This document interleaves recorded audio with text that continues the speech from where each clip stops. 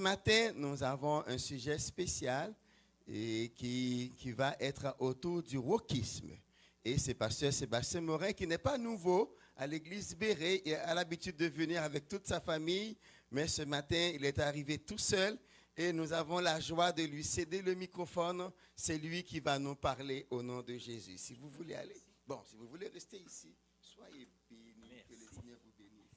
Et si c'est possible de faire apparaître la présentation. Bon matin à tous. Est-ce que ça va bien? Oui, après une louange comme ça va bien. Merci Seigneur. Donc, une question pas facile ce matin, mais quand même, on aura une période de questions après. Donc, si jamais vous avez des questions, prenez-les en note. Il y aura un moment pour les partager. Quand l'apôtre Paul va arriver en Actes chapitre 17, il va arriver dans le coin d'Athènes. Et la première chose que Paul fait, c'est qu'il commence à se promener dans la ville, puis il regarde et le texte nous dit qu'il était profondément exaspéré par qu'est-ce qu'il voyait. Regardez ça en tête. Paul regarde puis il dit, oh, il voit les dieux grecs partout, puis une nation vraiment très païenne. Et après ça, il fait comme à son habitude, puis s'en va dans la synagogue du coin, puis commence à prêcher que Jésus est le Messie à partir des textes de l'Ancien Testament. Mais pendant qu'il est là, il y a une gang de gens, de philosophes du coin, qui l'entendent. Il dit, de quoi parle-t-il? Puis il dit, il semble annoncer d'une divinité étrangère. Pourquoi? Parce que Jésus prêchait la bonne nouvelle de Jésus et de la résurrection. Alors, ils vont inviter l'apôtre Paul. Il va dire, Paul, il dit, viens nous annoncer ce que tu annonces. Et Paul va arriver à l'Aréopage avec une gang de philosophes païens, et l'apôtre Paul ne prêchera pas de la même manière qu'il va prêcher quand il va dans les synagogues. Il va commencer, et rappelez-vous que Paul était profondément exaspéré par ce qu'il a vu dans la ville. Mais il va commencer, il va dire, Athéniens, je vois à tout respect que vous êtes un peuple immensément religieux. Vous avez tellement de dieux différents que j'en ai même trouvé un qui avait une mention à un Dieu inconnu, au cas où qu'on en ait oublié un. Mais moi, ce Dieu inconnu, je viens vous l'annoncer. Car il y a un Dieu qui créa les ciels, le ciel et la terre. Et donc, l'apôtre Paul va partir, non pas de son script habituel, quand il parle à des Juifs qui connaissent l'Ancien Testament, mais il va partir à partir de la culture grecque qu'il va voir, et particulièrement de ce qui se passe à Athènes. D'où l'importance de comprendre parfois bien la culture qui est devant nous pour être capable d'y prêcher l'Évangile. Parce que s'il aurait prêché l'Évangile de la même façon qu'il aurait parlé aux Juifs, les gens l'auraient regardé avec un grand point d'interrogation. Puis ce n'est pas parce que la parole de Dieu n'est pas efficace, c'est parce que la parole de Dieu s'incarne dans des contextes différents et l'Évangile répond à plein de questions différentes. Et donc, ce que j'aimerais nous faire réfléchir aujourd'hui, c'est à quelque chose qu'on appelle le wokisme. Et là, on dit comme en bon québécois, on dit qu'est-ce que ça mange en hiver, ça, le wokisme. J'espère qu'on va sortir, que vous aurez davantage d'idées sur qu'est-ce que c'est. Mais pourquoi c'est important? Je veux dire, c'est la nouvelle idéologie dominante qui est véhiculée dans tout ce qui est dans les films, dans les émissions de télévision, à la radio, dans les journaux. C'est un peu partout et c'est aussi, je vous dirais, la façon de penser que nos jeunes vont adopter en allant à l'école. Pourquoi? Parce que c'est à longueur de journée. C'est ce qui est avancé à tous les niveaux, primaire, secondaire, cégep, université. C'est là tout le temps, 24 heures sur 7. Et on avait dernièrement un cours de baptême à l'église, puis une jeune fille qui voulait passer au travers les eaux du baptême, veut suivre Jésus. Puis jusqu'au moment, est-ce que ça veut dire que j'ai besoin d'avoir le point de vue que Jésus sur les sujets d'identité, les sujets de l'avortement, les sujets... Et là, elle s'est rendue compte que oui, bien là, je ne suis pas prêt. Alors, on va se rendre compte que beaucoup de nos jeunes, si on n'adresse pas les questions avec eux, vous allez vous rendre compte qu'ils vont avoir entendu, et ils entendent bien déjà tout ce qu'on va voir ensemble, mais l'importance d'en être conscient pour pouvoir y répondre avec l'Évangile, parce que l'Évangile a toute une réponse. Alors, c'est quoi le wokisme? C'est un mot anglophone qui vient pour dire être réveillé.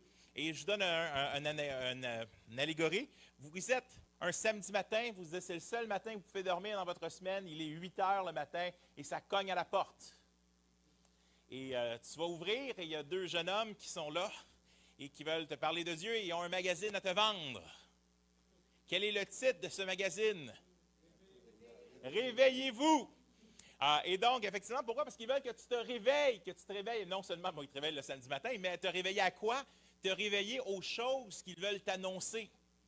Mais essentiellement, le wokisme, c'est l'idée, réveillez-vous, nous dit-il, mais à certaines choses en particulier.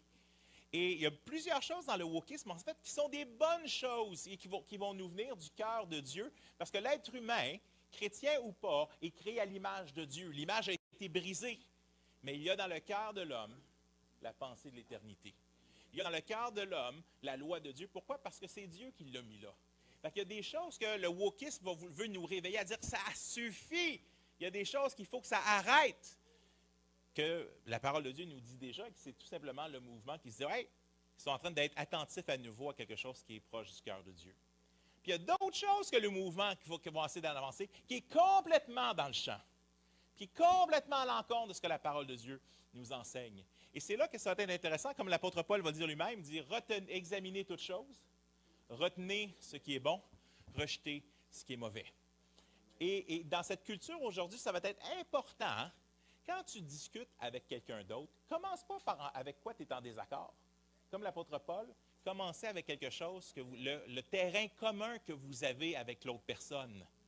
Et donc, c'est la même chose qu'on va faire un peu aujourd'hui. Alors, les gens sont tellement mélangés aujourd'hui et je suis désolé, je vais peut-être vous troubler un peu par les choses que vous voyez, mais vous voyez ces choses-là dans les journaux et ailleurs. Mais les gens sont tellement mélangés parce qu'aujourd'hui, c'est dangereux de ne pas être woke.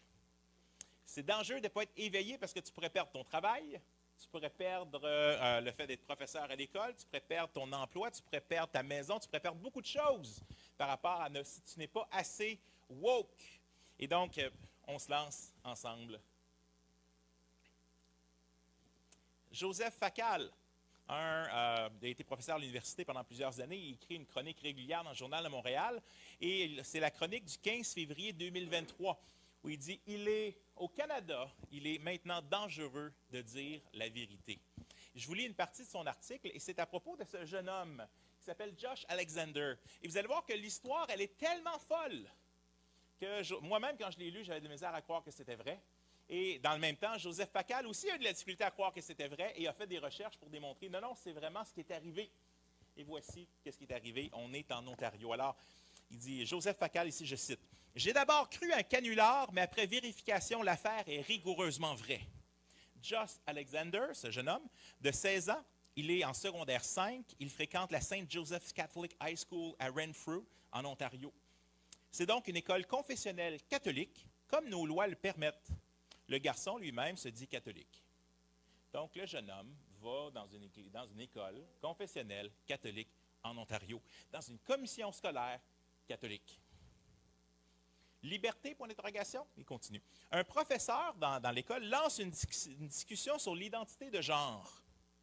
Et le jeune homme dit alors, donc le prof lance une discussion, voici ce que va dire le jeune homme ici. Le jeune homme va dire que l'on est homme ou femme, et que l'identité ne suffit pas à congédier la biologie et que les personnes nées avec un sexe masculin devraient utiliser les toilettes des hommes. Il pose la question, ça paraît, il dit, il y a deux sexes, tu es un homme, tu es un garçon, puis si tu es né garçon, tu ne devrais pas aller dans la toilette des filles.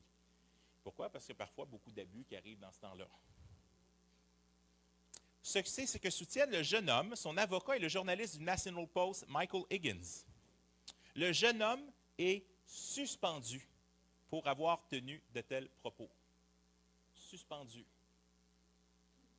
La direction dit qu'il ne pourra pas retourner à l'école et que s'il est exclu de 2 cours dans lesquels se trouvent 2 étudiants transgenres qui se disent heurtés par ses propos.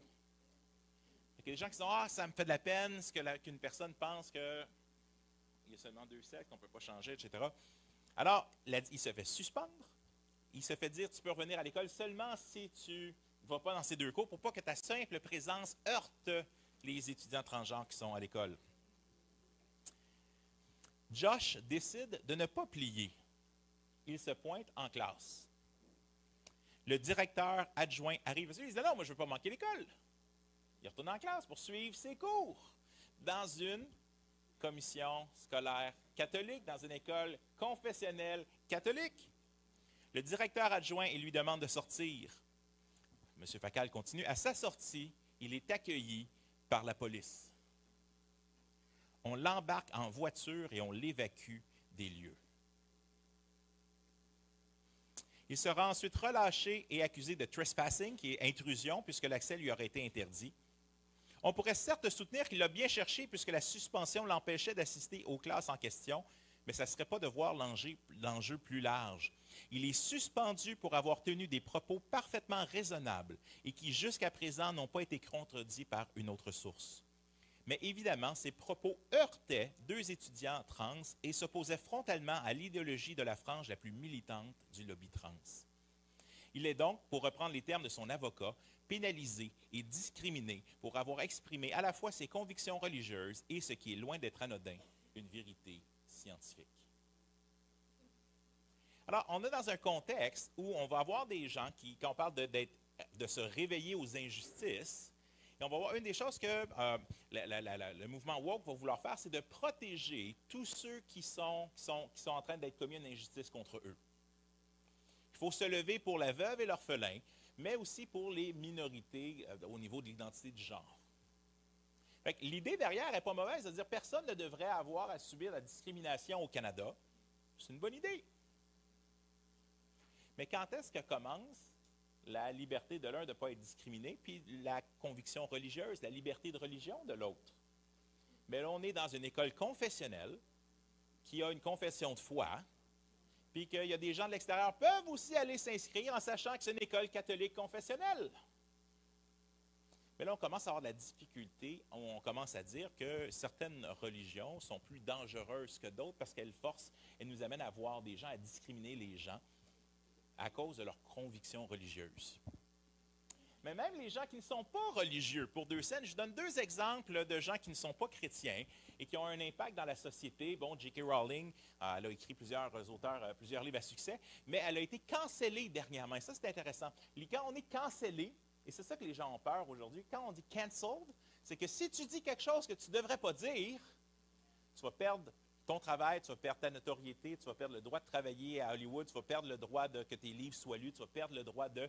Et voici, et Mme Rowling, elle s'est opposée parce qu'en Angleterre, il y avait quelque chose, un projet de loi qui semblait dire un certificat de changement, dans lequel, comme on a maintenant au Canada, c'est que tu peux écrire sur ton passeport que tu n'es ni mâle ni femelle, mais que tu es X. Et que maintenant, tu peux mettre ça sur le passeport. Malheureusement, tu ne peux pas voyager facilement avec parce que beaucoup de pays ne reconnaissent pas ça.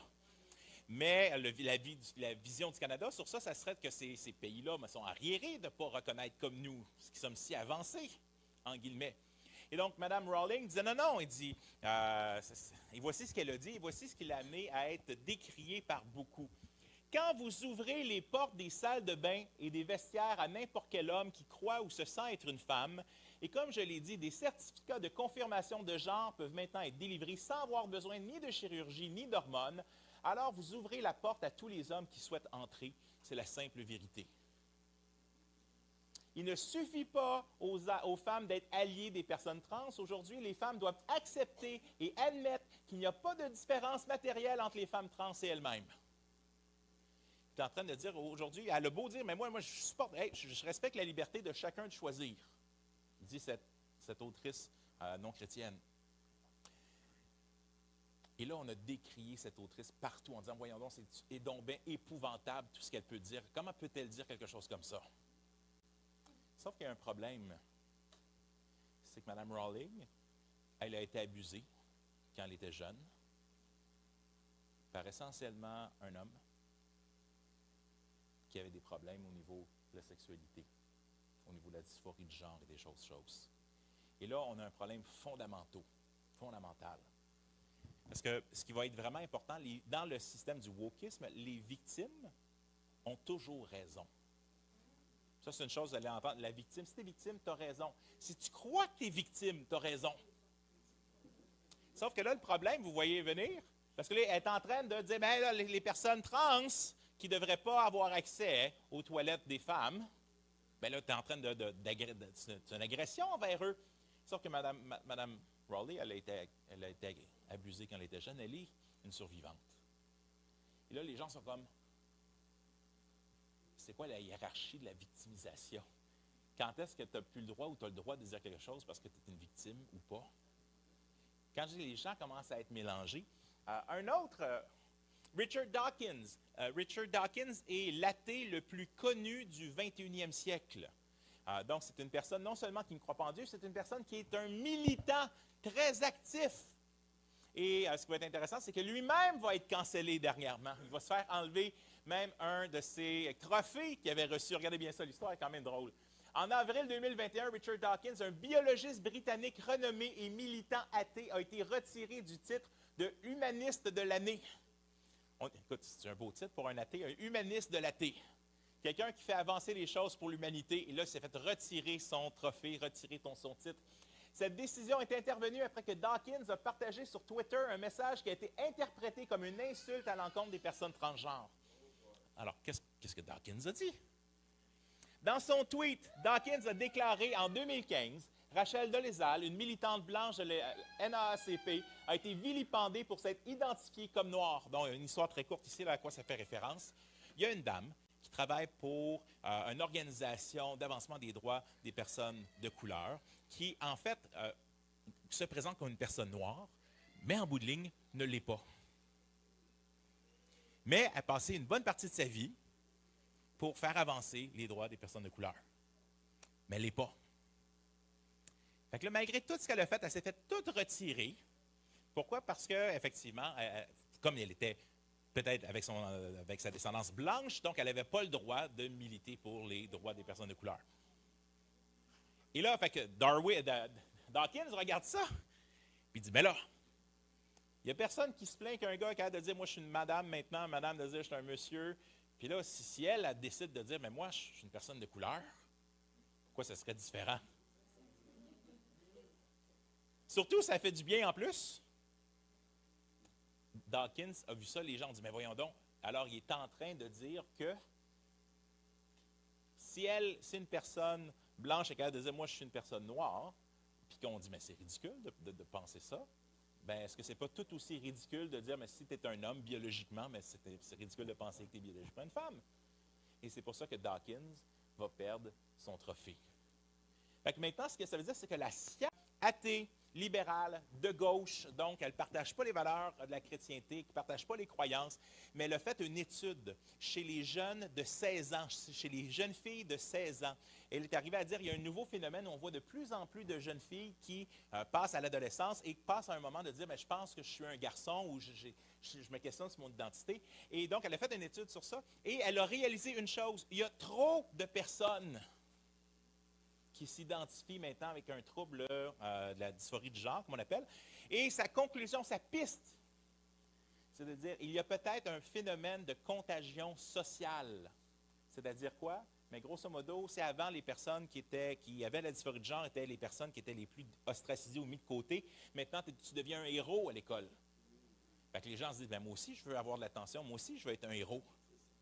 Et là, elle a juste donc, c'est une scientifique. Elle a écrit un article qui est peer-reviewed, c'est-à-dire qu'elle a été lue par d'autres scientifiques de façon anonyme. Donc, l'article a été validé sur ses bases scientifiques. Et l'université, à cause que certains membres du lobby de la communauté LGBTQ de l'université ont fait de la pression, l'université a retiré l'article du site de l'université puis a commencé à dire, à vouloir prendre des pas de recul par rapport à sa chercheuse. Ce n'est pas juste les chrétiens qui n'ont plus le droit de parler.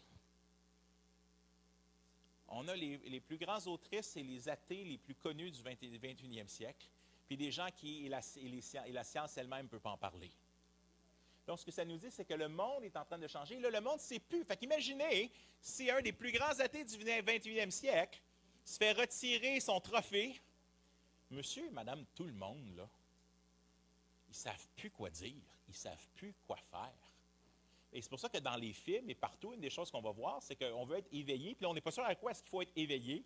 Fait que c'est pour ça que maintenant, tu ne peux plus regarder un film sans qu'ils ont une liste de choses à cocher. Je dois avoir une personne à peu près 10 nationalités différentes. Après ça, je dois avoir une personne gay, une personne trans, une personne non-binaire, une personne... Puis là, ils pensent qu'il faut que tu coches tout ça pour que personne ne pourra rien dire. Et on a même une compagnie de bière aux États-Unis qui a décidé, elle a mal jaugé son audience, Et elle a décidé de faire de son porte-parole, de donner, grosso modo, une drag queen transgenre. Comme sa personne, un peu sa mascotte, mais à un public essentiellement des mâles blancs d'Amérique. Puis qui n'ont pas trouvé ça drôle pantoute. Qu'est-ce qu'ils ont fait? Ils ont fait un immense boycott de la marque et la marque a crashé complètement à la bourse. Et là, de plus en plus de compagnies ont commencé à dire, et là, fait que la compagnie pense faire un bon coup. Et là, les gens ne savent plus quoi faire. Fait qu'imaginez-vous, dans nos écoles, il y a une rumeur qui est sortie, qui a fait le tour des journaux. Et je ne suis pas capable de vous dire si c'est vrai ou si c'est faux. Tu sais, il faut faire attention aussi aujourd'hui, hein? Parce qu'il y a beaucoup de choses vraies, beaucoup de choses fausses. Il y a une intelligence artificielle qui peut utiliser ma voix, mon image, faire quoi que ce soit. Mais j'ai un monsieur, c'est un non-chrétien, on allait filmer dans un studio où c'était en conjoint par un chrétien et un non-chrétien, puis le non-chrétien m'accroche, puis il regarde ce qu'on fait un peu pour les enfants et tout ça, puis il me dit « Hey, wow, c'est vraiment extraordinaire ce que vous faites, les enfants de notre génération en ont bien besoin, parce que moi, il me regarde, puis à 3 fois, il dit « Il faut que tu me crois. Je sais que ça va te paraître fou ce que je vais te dire, mais il faut que tu me crois. » Dans l'école où va un de mes petits-enfants, certains ont installé une litière dans la salle de bain pour les enfants qui s'auto-identifient comme des chats. Et là, je regardais, puis j'ai un peu la réaction que il a dit, j'ai bien de la difficulté à croire ça. Et là, donc, j'ai commencé à faire des recherches, commencé à voir, et je n'ai pas d'évidence. Sauf que ça a été rapporté dans les journaux, ça a commencé à l'île du Prince-Édouard, ça a été cherché même aux États-Unis, ça a été jusqu'au Congrès ou à d'autres places, ils en ont parlé. Mais que ce soit vrai ou pas, il y a quand même quelque chose qui est assez surprenant, c'est que ça se retrouve dans des journaux sérieux. En se posant la question sérieusement, est-ce qu'on a mis des litières dans certaines écoles de nos enfants? Mais vous savez quoi? J'ai fait partie du conseil d'établissement de l'école de mes enfants pendant quelques années, puis je peux vous dire que ces gens-là, ils ne veulent pas déplaire à personne. On était, ça fait une dizaine d'années maintenant de ça, mais on était une des écoles cobayes du nouveau programme de sexualité qui allait sortir. Puis, je posais la question, j'étais vice-président du conseil d'établissement, je pose la question à la directrice, est-ce que c'est possible de voir un peu qu'est-ce que c'est dans ce programme-là? Si on est une école cobaye, mais de quoi sommes-nous les cobayes? Et une des livres, là je partage, parce que vous savez, un des livres qu'on trouve à la bibliothèque de la municipalité, c'était un livre pour les 5 ans, « Suis-je un garçon? » Puis là, je dis, bien, à 5 ans, regardez-le comme vous voulez, là, mais les jeunes n'ont pas les outils nécessaires pour même se poser la question.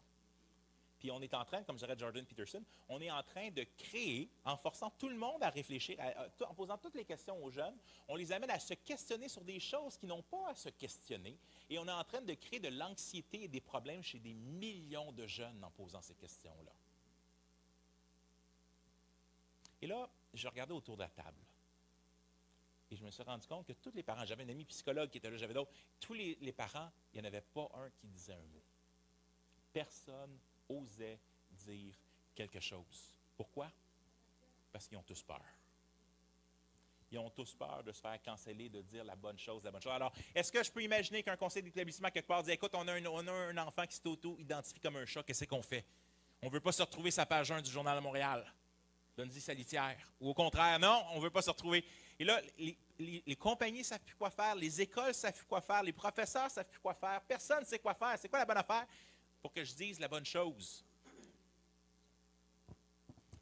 De la même manière que nous attendrions que quelqu'un vienne à la rescousse d'une vieille dame qui se fait voler, on prend pour acquis que l'on devrait venir en aide à toutes les victimes. Ça, c'est l'idée derrière le wokisme. Mais en même temps, on peut entendre aussi des versets de l'Écriture derrière ça. Sauf que voici l'enjeu réel.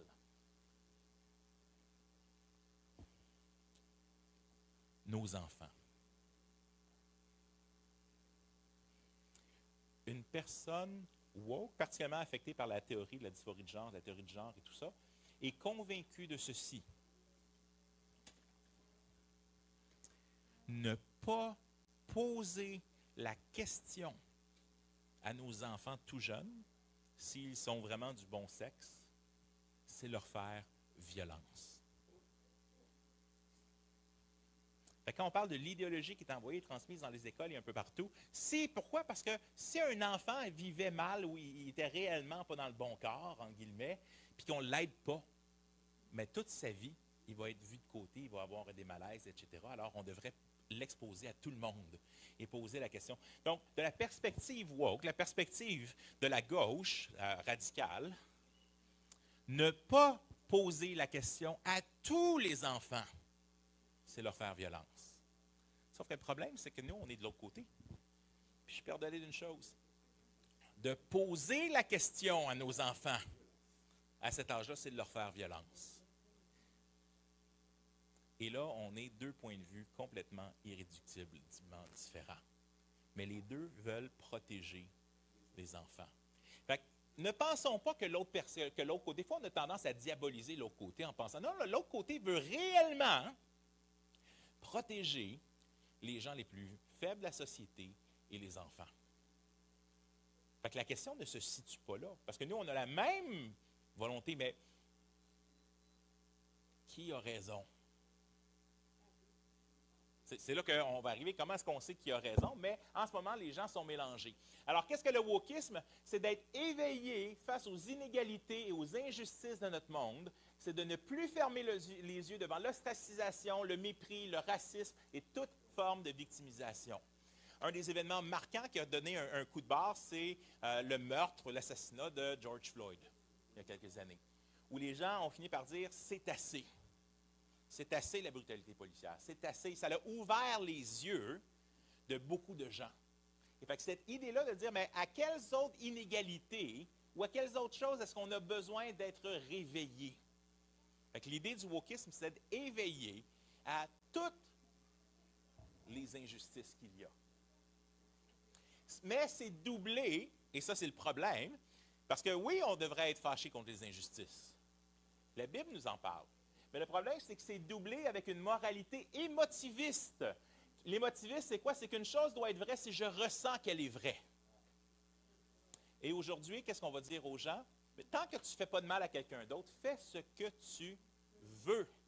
Fais ce qui te plaît. Pourquoi? Parce qu'en bout de ligne, ce qui est bien et ce qui est vrai, c'est ce que tu penses qui est vrai pour toi.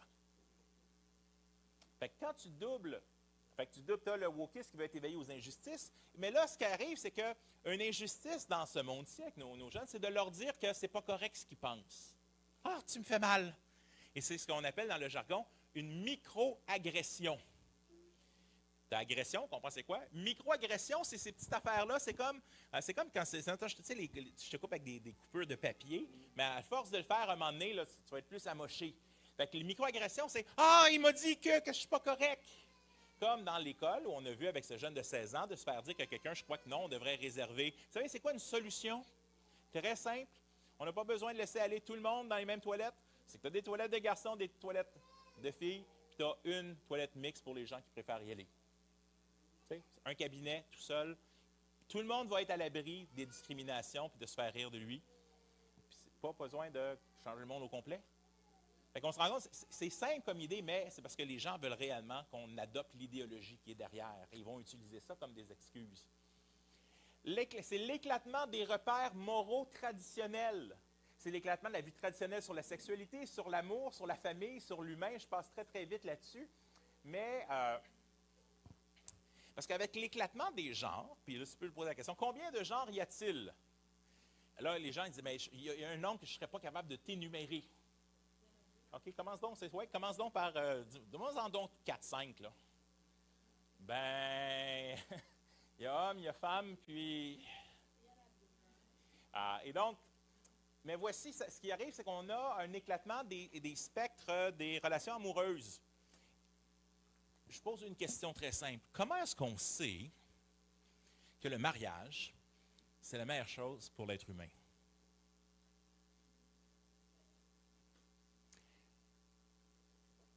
Si on n'avait pas la Bible, parce que la Bible va nous parler que le mariage est la meilleure chose pour l'être humain, mais si on n'avait pas la Bible, comment on saurait? Réalisez que pour une bonne partie de la population mondiale actuellement, qui rejette la Bible, c'est comme si elle n'existait pas pour eux. Fait qu'ils doivent quand même réfléchir à dire, mais comment est-ce que je vais, c'est pas grave, j'en ai pas besoin. Merci. Mais comment est-ce qu'on sait qu'est-ce qui est le mieux? Oui, mais ça, on le voit dans la Bible.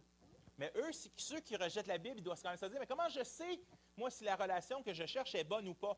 Et c'est là qu'on a essentiellement un spectre des relations amoureuses. Je passe vite. Tu as le mono-amour idéalisé. Essentiellement, je peux avoir de l'amour pour plusieurs personnes, mais je choisis d'aimer une seule personne, de vivre avec elle pour toujours. Monogamie. Mais on a l'adultère, qui peut essentiellement de tromper son partenaire. On a la pratique du secret, c'est que ça, c'est un adultère en secret. Tu as la relation ouverte, c'est que tu es dans un couple, mais tu peux aller voir ailleurs, et c'est permis. Il y a la polygamie, qui essentiellement, c'est que tu peux être marié à plusieurs personnes. Tu as la polyfidélité, c'est que tu es un nombre de personnes indéterminé, 2, 3, 4, 5, 6, 7, et vous avez une relation ensemble qui est... vous êtes fidèle à un groupe plutôt qu'à une autre personne. Tu as le polyamour hiérarchique, c'est-à-dire, et ça, c'est toutes des choses que j'ai pris de la page Facebook d'un ami non-chrétien qui essentiellement essaie de promouvoir que les gens se réveillent au fait d'accepter les gens qui sont dans des relations différentes que vous. Donc, tu as le polyamour hiérarchique, tu as le polyamour égalitaire, le polyamour solo, l'anarchie relationnelle. Fait que là, tu as comme une douzaine de nouveaux modèles. Parce que pourquoi est-ce qu'on dirait qu'une relation entre un homme et une femme dans un mariage, c'est la meilleure relation possible? Si la Bible n'existe pas, quels seront leurs repères, sinon ce qui est le mieux pour eux? Parce qu'actuellement, on a déjà, c'est juste par exemple, dans notre culture au Québec, les gens sont pas polygames, sont monogames en série ou en parallèle. C'est-à-dire qu'ils ont des relations avec plusieurs, ils sont sur Tinder, ils se promènent, ils vont vivre des variations de ça. Puis des gens qui ne veulent pas suivre ce que le Seigneur vit, vivent déjà dans des variations de ça. C'est juste que maintenant, il y a plus de saveurs différentes. Pourquoi? Parce qu'ils disent, mais maintenant, c'est acceptable, peu importe ce que tu penses. Pourquoi? Parce que ce qui est important, qu'est-ce qui est vrai? C'est ce qui est bien pour moi. L'Écriture va nous dire, celui qui commet un adultère avec une femme manque de bon sens, il veut se détruire lui-même. Celui qui agit de cette manière, il ne trouvera que blessure et déshonneur et sa honte ne s'effacera pas. Fait que la Bible nous dit, non, si tu sors de ce cadre-là entre un homme et une femme, mais c'est le chemin que tu ne trouveras jamais le bonheur. Et pourquoi les gens doivent changer de relation si souvent? C'est qu'ils ont l'impression, je t'aime plus, je ne retire plus qu'est-ce que je pensais retirer de cette relation-là, alors je vais chercher ailleurs. Comme le disait un thérapeute, si tu penses que l'amour, c'est le petit sentiment un peu gurlot là, que tu ressens au début d'une relation, mais il va falloir que tu changes de relation à peu près à chaque 2-3 ans. Qu'est-ce que l'amour? Comment est-ce que les gens sauront même ce qui est l'amour? Car nous savons ce que c'est l'amour en ce que Christ est mort pour nous. Puis justement, l'amour, c'est un engagement. Et l'amour, c'est de tout faire pour le bien de l'autre en sachant que ça va me coûter quelque chose. Alors qu'on est dans une société du jetable, puis une société du consommable. On a ici Holy London, qui était le premier transracial. C'est un jeune homme profondément troublé, un jeune homme britannique qui a voulu devenir un non-binaire coréen pour ressembler à une de ses idoles qu'il aimait beaucoup. Il a subi à peu près, je ne me trompe pas, une trentaine de chirurgies différentes pour ressembler à son idole. Et là, il va sortir dans toute cette idée, réveillez-vous, sortez, sois fiers de qui tu es. Voici ce qu'il va écrire sur son Twitter. Transracial is a thing. Hey, parce que le transgenrisme, mais maintenant, le transracialisme est une chose. Je l'ai inventé. Si tu peux être transgenre, tu peux aussi être transracial. Vis ta vie au plus profond et sois qui tu veux être et partage l'amour. Qu'est-il arrivé à notre ami Holy London? La gauche woke l'a démoli en disant « Comment oses-tu faire de l'appropriation culturelle? » L'appropriation culturelle, c'est un autre des graves péchés. C'est-à-dire que si tu es d'une nationalité, tu ne devrais pas t'identifier comme une autre nationalité parce que cette nationalité-là a vécu elle a été abusée, elle a été ci, elle a été ça. Donc, c'est minimiser la douleur de ce peuple-là que de dire que tu t'identifies à ce peuple-là. ça l'a profondément détruit. Mais il a raison, si tu peux être transgenre, pourquoi est-ce que tu ne pourrais pas être transracial? Heureusement, l'histoire ne se termine pas là pour Holy London, parce qu'il se promènera triste après tout ça et en recherche, ne trouvant toujours pas le bonheur, jusqu'à temps qu'il passe devant une église où il a entendu les sons. Amen. Puis il a décidé de rentrer. Puis il a vu que ces gens-là avaient quelque chose qu'il recherchait depuis longtemps. Puis le ministre du culte est venu le voir à la fin, puis parlait avec lui. Puis maintenant, Holy London se reconsidère comme un homme. Mais vous savez, une fois que toutes ces chirurgies-là sont passées, tu as beau revenir en arrière, mais tu vas toujours être différent. Mais il s'identifie maintenant, il retourne comme un homme, mais comme un homme chrétien, puis qui parle de ce que Jésus-Christ peut faire dans sa vie. Fait quand même de dire, l'importance, oui, d'aimer. Qu'est-ce que l'amour? L'amour, c'est d'accepter les gens tels qu'ils sont. Martin Luther, le réformateur protestant, disait, Dieu nous aime tels que nous sommes, mais il nous aime trop pour nous laisser tels quels. Fait qu'il ne faut pas faire la différence entre les deux. Fait que oui, Jésus était considéré l'ami des pécheurs, l'ami des gens de mauvaise vie, puis il les aimait profondément, mais il les appelait aussi à une transformation une fois qu'il l'avait rencontré. La SAC, on voit beaucoup de choses avec la SAC là, de ce temps-ci, mais elle avait fait une publicité dans laquelle elle dit quelque chose de très, très scientifique. Les recherches scientifiques sont claires, les femmes devraient limiter leur consommation d'alcool à 10 verres par semaine et à 2 verres par jour. Pour les hommes, la limite est de 15 verres par semaine et de 3 verres par jour. Et elle avait sorti, je ne l'ai pas ici, là, mais elle avait sorti une publicité spéciale pendant la semaine de la fierté, dans laquelle elle dit, c'est pas parce que tu essentiellement te déguises que ça change le nombre de verres que tu peux prendre. Et là, ça l'a fait, tout le monde a capoté bien raide, vous pouvez imaginer, parce que là, ce qu'ils sont en train de dire, t'as beau dire, si t'étais une femme, t'as beau dire, je suis un homme, mais tu ne peux pas boire plus d'alcool pour autant, juste parce que tu dis que ça ne change pas la science. Mais là, maintenant, vous pouvez imaginer que la SAC ne sortira plus jamais quelque chose comme ça, parce que là, elle a dit quelque chose qui a fait de la peine à quelqu'un ou qui a remis en question que quelqu'un pouvait avoir raison. Le problème, et j'aimerais ça dire que c'est triste, mais c'est que le problème, c'est qu'on n'a pas seulement des choses qu'on appelle transraciales aujourd'hui non plus, c'est qu'on a des transespèces. Et c'est un véritable documentaire qui s'appelle The Secret Life of Human Pup, sorti sur la BBC, donc une télévision bien connue en Grande-Bretagne. Le monsieur, en fait, le chien que vous voyez ici, est en fait l'ancien fiancé de la dame. Et finalement, ils ont rompu leur fiançailles parce qu'il a décidé de vivre le plus de sa vie comme un chien. Elle l'a adopté. J'aimerais ça vous dire que c'est des blagues, hein, puis ce n'est pas, puis pour ces gens-là, ce ne l'est pas non plus. Parce que la réalité, dans le documentaire, il nous montre où est-ce qu'il dort. Puis il dort dans une cage pour chien. Puis il s'habille avec en latex pour être réellement comme un chien. Puis il va aller jouer dans un parc à chiens en se faisant lancer des jouets à chiens. Puis sa femme va lui donner faire des promenades. On a le même phénomène avec le phénomène des flurries qu'on a dans les écoles de plus en plus, où des jeunes s'identifient à des animaux, ou même plus à des animaux qui n'existent pas. Parce qu'on t'a expliqué que tu peux être qui tu es. Comme tu peux être sur Internet. Quand tu es dans un des jeux sur Internet, tu peux être un extraterrestre, tu peux être quoi que ce soit, tu te définis comme tu veux l'être. Pourquoi est-ce que tu ne pourrais pas l'être dans la vraie vie? Puis si je pour te dire, si tu irais dire à ce bonhomme-là qui se prend pour un chien, puis tu dis, hey, sais-tu quoi, c'est mal de te prendre pour un chien.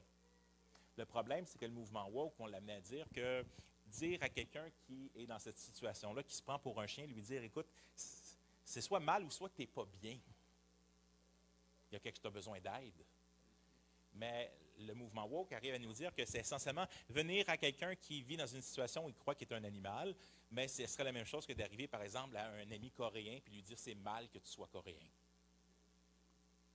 Essentiellement, et alors que le mouvement woke nous ouvre les yeux, entre autres, au racisme et aux inégalités, mais ils sont en train de dire que tous les autres minorités de genre, minorités sexuelles, minorités, si tu les remets en question, c'est comme si tu étais raciste envers eux. Puis là, aujourd'hui, les gens sont mélangés, mais là, je ne veux pas être raciste, sauf que si tu es raciste envers la communauté transgenre, tu es raciste envers la communauté qui se prend pour des chiens, tu es raciste envers Et là, fait que là, les gens sont comme, et comprenez bien que nos enfants, ce qu'ils entendent dans l'école, si tes parents te disent que c'est pas bien d'être transgenre, ou c'est pas bien de se prendre pour un chien, ou c'est pas bien d'être gay, tes parents sont racistes. Puis combien de fois est-ce qu'ils vont se le faire dire avant de le croire? Ah, mes parents, je les aime bien, mais ils sont tellement 20e siècle. Je leur en veux pas trop. Et là, c'est ça le cheval de bataille actuellement. C'est que si tu ne reconnais pas tout ça, mais tu es considéré comme un raciste. Et là, mais là, aujourd'hui, personne ne veut être raciste. C'est une bonne chose qu'on ne veut pas être raciste aujourd'hui. Je pense que c'est vraiment une des bonnes choses qu'on avait besoin d'éveiller nos yeux. Dire non, il faut être contre ces inégalités-là. Mais en même temps, on met tout dans le même paquet. Et là, tu dis, bien, est-ce qu'on peut quand même encore dire que, mais comment tu saurais que quelque chose est mal ou est bien? Si je n'ai pas la Bible, je ne peux pas savoir qu'est-ce qui est bien, qu'est-ce qui est mal. Je peux juste, qu'est-ce que je pense sur la vie. Puis en bout de ligne, si l'autre veut se prendre pour un chien, qu'est-ce que ça me change, moi, tant et aussi longtemps qu'il n'est pas dans ma cour ou qu'il ne dérange pas ma vie? C'est un peu ça l'idéologie aujourd'hui. Puis si quelqu'un le critique, mais je devrais me lever pour dire non, non, non, ne le critique pas. Mais dis-lui surtout pas qu'il a besoin d'aide. Mais vous savez, ce qu'on appelle la dysphorie du genre, c'est essentiellement de penser qu'on n'est pas dans le bon corps. Jusqu'à très récemment, faisait partie dans le DSM-4, qui était le guide des maladies mentales, et considéré un trouble de la personnalité, un trouble de la sexualité. Dans le DSM-5, ce ne l'est plus.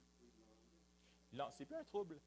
Et non seulement ça, au Canada, actuellement, les lois ont changé. Si en tant que pasteur, si en tant que thérapeute, il y a quelqu'un, un jeune qui vient te voir, qui te dit, je me pose des questions sur mon orientation, sur mon genre ou tout ça, et que tu l'influences pour qu'il reste, s'il est un homme, reste un homme, s'il est une femme, reste une femme, puis que, à cause de mes convictions religieuses, nous sommes passibles d'emprisonnement jusqu'à 2 ans au Canada. Les lois ont changé dernièrement. Pourquoi? Pour protéger nos enfants. Sauf que de l'autre côté, non, non, tu n'es pas en train de protéger les enfants, tu es en train de leur causer du trouble.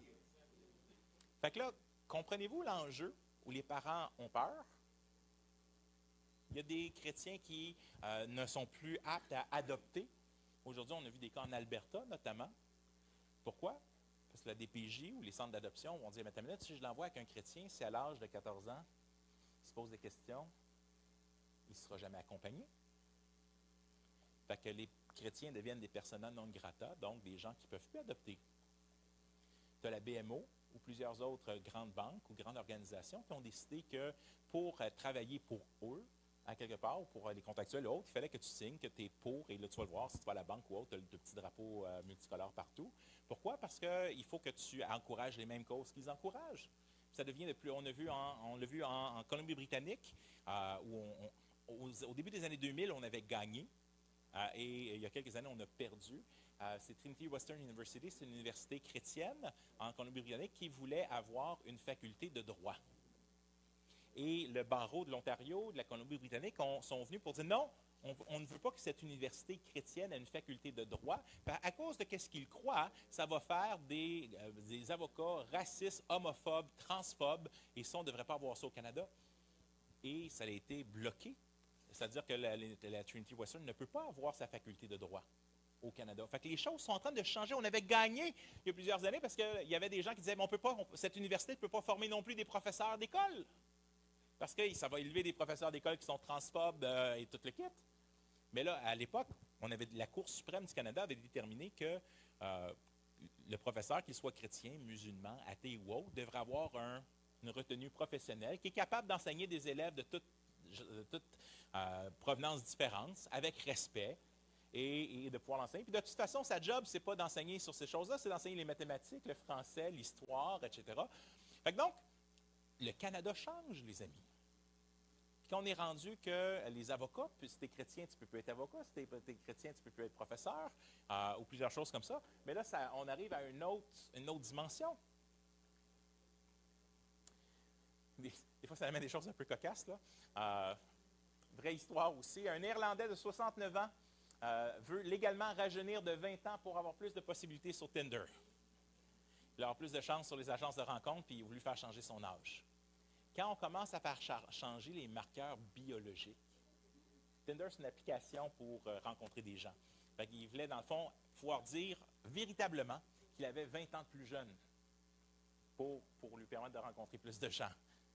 Mais quand on change les marqueurs biologiques, on change la réalité. Parce que, et ça revient à la chose de dire, bien, sinon, ça ne fait aucun sens de dire, mais je suis transgenre, mais je ne peux pas être transracial, je ne peux pas être transespèce, je ne peux pas être... Et l'argument, c'est de dire, bien, c'est essentiellement la même chose.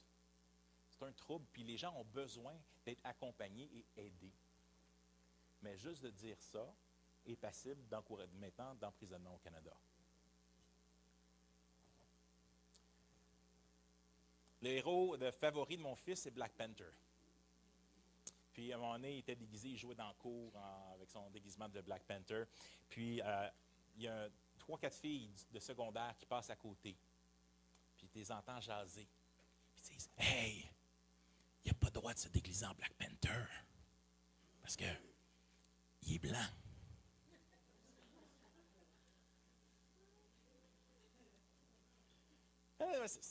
Imaginez, là.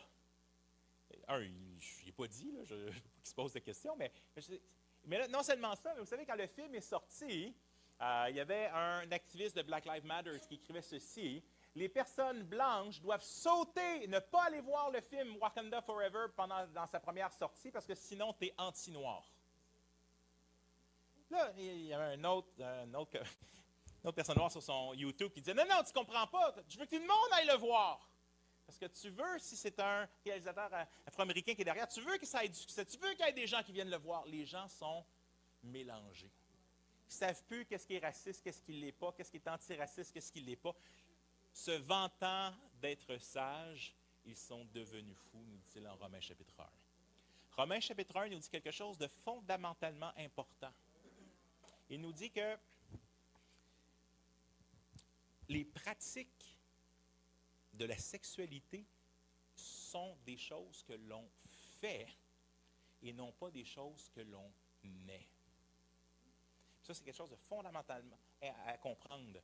C'est-à-dire qu'aujourd'hui, les gens disent « Mais moi, je suis né comme ça, peut-être transgenre, bi, etc., etc.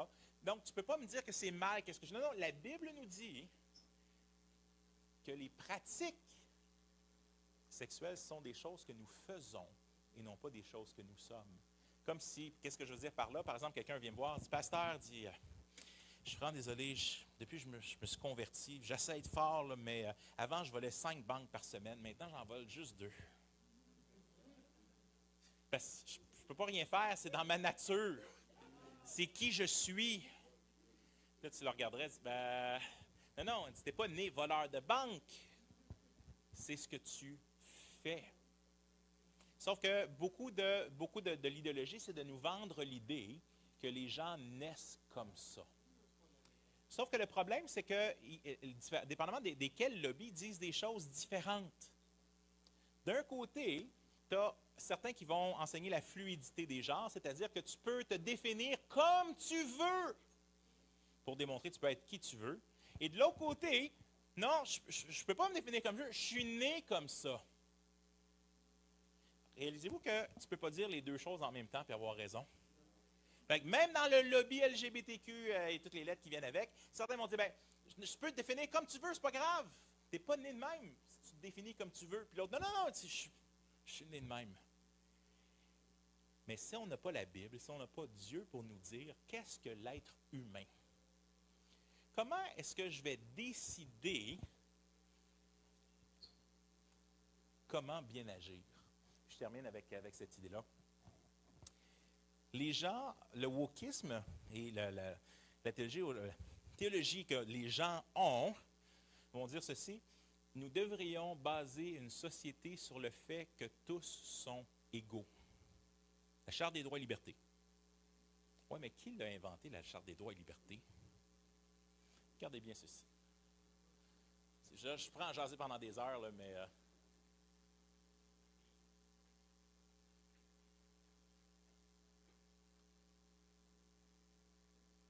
Désolé. est-ce que l'animal est un être humain comme les autres? J'ai posé la question dans une classe de 2e cycle en pédagogie où je faisais une présentation. Puis j'avais un ami qui était philosophe, qui était là. Puis j'ai fait voter les gens. Est-ce que l'être humain est plus important que les animaux, égal aux animaux ou moins important que les animaux? Ils ont voté majoritairement que l'être humain est un animal comme les autres. Mais sauf le philosophe, qui n'a pas répondu. Puis il vient me voir à la pause. Et Jean-Sébastien, j'aimerais te dire, écoute, je suis désolé pour avoir participé, là, mais je crois que l'être humain est plus important que les animaux. Mais j'avais peur de ce que les autres allaient penser. Fait que quand tu as les philosophes d'une société qui ont peur de parler, ça te dit que ça va mal. Alors, comment est-ce que je sais que l'être humain est un animal comme les autres? Parce que l'évolution, essentiellement, si tu ne crois pas en Dieu, la théorie dominante des gens qui ne croient pas en Dieu, c'est qu'on vient d'une évolution qui vient du hasard. Donc, évolution sans Dieu, une évolution qui vient du hasard. Et en bout de ligne, si on vient du hasard, qu'est-ce qu'on vaut? Mais rien. Rien en soi. Parce que je peux décider que je vaux quelque chose.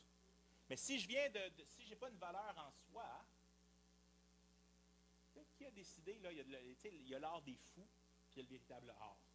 Ça se ressemble tous les deux. Il y en a un qui a bien de la valeur, puis il y en a un autre qui n'en a pas du tout. Qui décide? Ben, s'il n'y a pas une échelle, s'il n'y a pas quelque chose qui est objectif, qui nous le dit, on ne le sait pas. Comment ça, que l'être humain est différent des animaux? Quod animalia manducare nobis. Ça sonne toujours mieux en latin. Ça veut dire quoi? Les animaux, on les mange. En bout de ligne, là, cet après-midi, vous allez peut-être sortir d'ici, vous allez manger du poulet, vous allez manger du bœuf, vous allez manger quelque chose. Vous ne posez pas la question, vous allez dire merci Seigneur pour ce repas. Mais, par contre, c'est ce que j'appelle l'éthique du Big Mac. Qu'est-ce qui... Oups, il est parti pour la gloire. Qu'est-ce qui m'empêche que je sois moi-même mangé? Qu'est-ce que tu veux dire? Lors de la Seconde Guerre mondiale, Adolf Hitler a assassiné essentiellement, au travers de ses généraux, 6 millions de Juifs qu'il a envoyés dans des fours crématoires. Essentiellement des grands fours à micro-ondes, où les gens ont été torturés, assassinés. Et il s'est tué avant d'avoir pu aller pour avoir un procès ou être traité pour ses crimes. Mais on a fait le procès de ces généraux. Il y a d'ailleurs un nouveau film qui s'en vient là-dessus bientôt. Et on a posé la question aux généraux, comment est-ce que vous avez pu faire ça?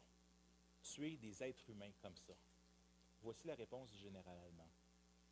Le Führer nous avait convaincus que la vie d'un Juif ne vaut pas plus que celle d'un rat. Qu'est-ce que tu fais avec un rat? Tu l'écrases. Comment est-ce que je sais? Qu'est-ce que l'esclavagisme au travers de l'histoire, si ce n'est qu'on a attribué à certaines personnes une valeur inférieure aux autres? Qui décide ce qu'un Juif vaut? Hitler ou Mère Teresa? Ah, mais on va choisir Mère Teresa parce qu'elle est bonne. Non, mais comment est-ce que tu sais qu'est-ce qui est bon, qu'est-ce qui est mal? Comment tu sais qu'est-ce qui est en haut et qu'est-ce qui est en bas si tu n'as pas Dieu pour te le dire? Si Dieu n'existe pas, Hitler a raison. Et il a tort en même temps, c'est pas grave. Pourquoi? Parce que si Dieu n'existe pas, il n'y a pas de bien puis il n'y a pas de mal. Il y a absolument, je peux te donner un sandwich puis je peux te donner une claque d'en face, c'est pas grave.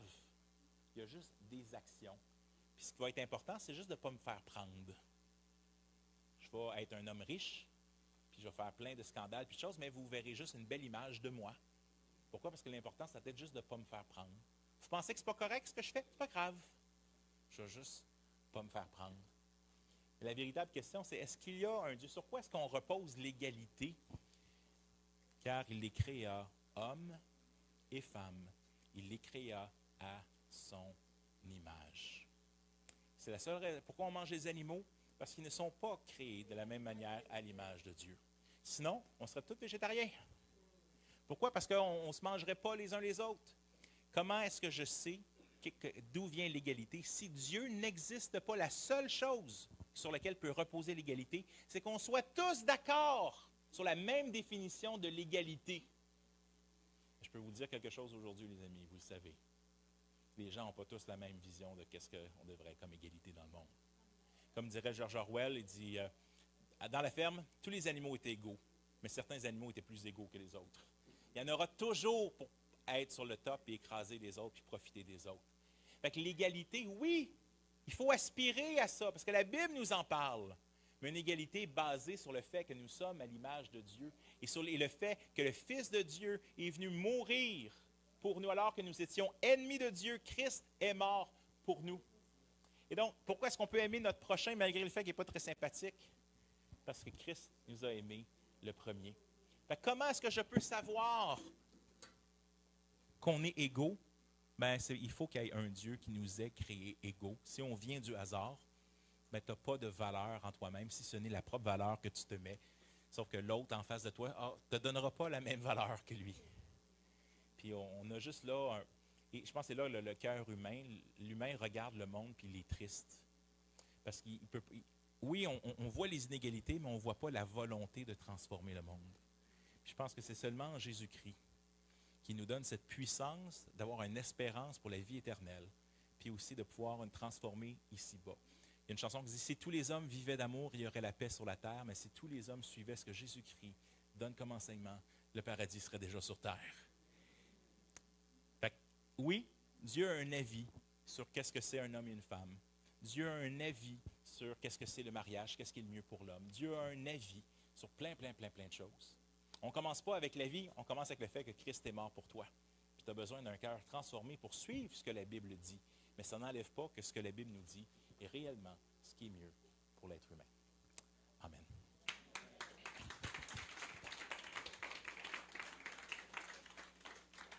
Il nous reste, Pasteur Élisée, il nous reste quelques minutes pour des questions, si vous aviez des questions. Oui.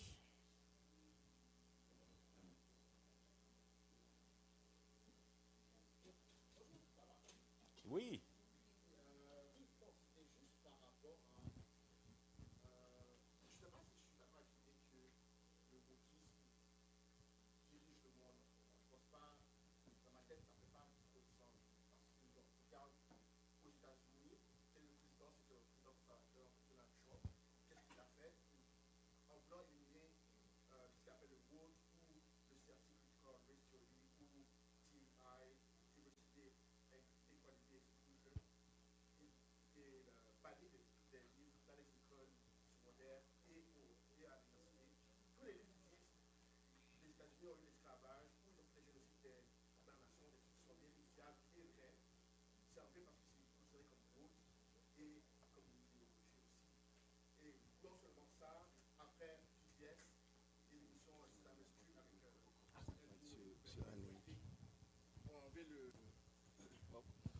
On a enlevé l'argent à ces émissions-là parce que c'était considéré comme woke et c'était remplacé par une compagnie qui était conservatrice, PragerU, parce que eux ils disent qu'est-ce que le président veut leur entendre.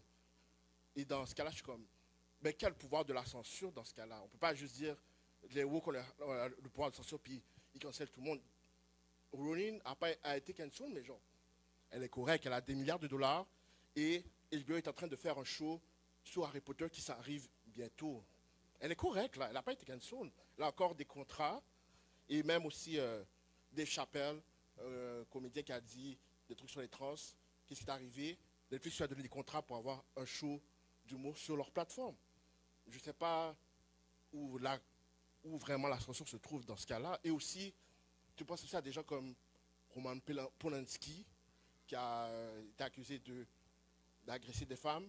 Il fait encore des films en Europe. Il est considéré comme un grand artiste. Puis rien n'est arrivé. Je pense qu'il y a eu un mélange de l'idéologie et qu'est-ce qu'on appelle la justice de foule. C'est deux choses qui peuvent entrer ensemble mais qui ne sont pas nécessairement la même affaire. Comme il y a la justice de foule de la gauche, mais aussi la justice de foule de la droite qui cancelle des personnes de gauche qui disent des affaires que les conservateurs ne veulent pas entendre non plus. Ben, je ne pense pas que le wokisme nécessairement est en dominance quand tu vois beaucoup de pays dans l'Occident que la direction qu'ils ont, c'est vers la droite et vers le conservateur. C'est dans mon opinion.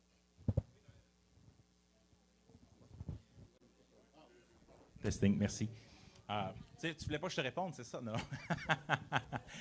Non, en fait, c'est une excellente question. Puis ce que je te dirais, c'est, tu as raison en le sens où, depuis que M. Trump est au pouvoir, on voit un contrebalancier.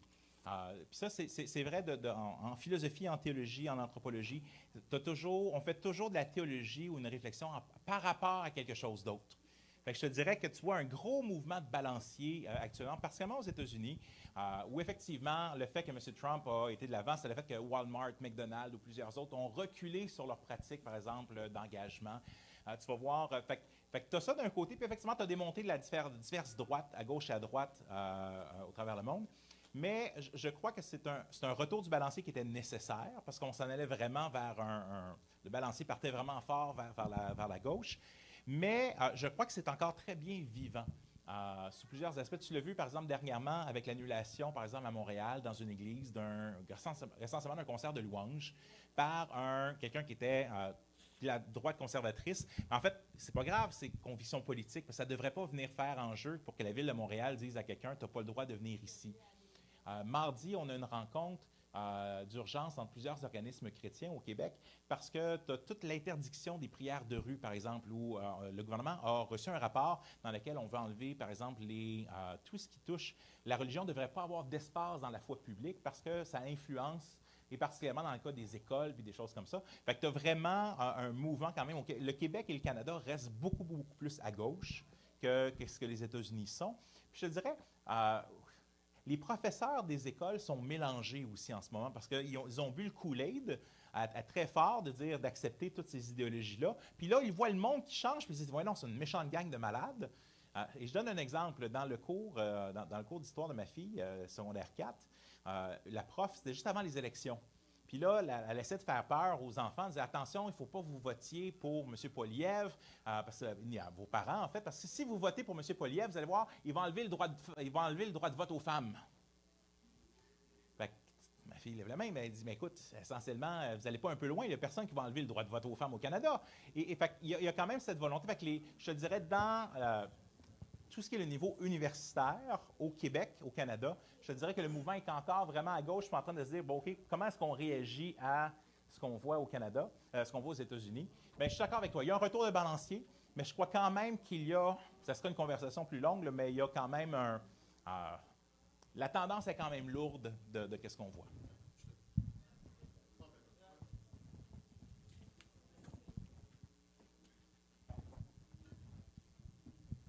Bonjour. Bonjour. Mon nom, c'est Rebecca.